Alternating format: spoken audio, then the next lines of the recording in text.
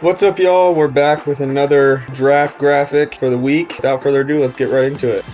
So I started with the black background like last time, or almost black background. Then I went in and added a bunch of lens flares, made them more contrasty, and then added a yellow overlay over top at 35%. Then I added in those same stars that I used in the graphic before and colored them, and then added a blur layer to kind of make it look like they're spinning around that circle. And then I added in pretty much just a brush on dissolve, which looks like a whole bunch of yellow specks everywhere, which I thought was really cool. It'll look cooler later. So then we have the cutout, which has two inner shadows coming from both sides, I believe, or I think one might be colored and one is just white. And then I painted in more light where the stars would be hitting him. You'll see that in a minute. And then put a color lookup over him just to fix the coloring a little bit of the photo. Then I added a faded black gradient over the bottom half of him, and then that's the other three stars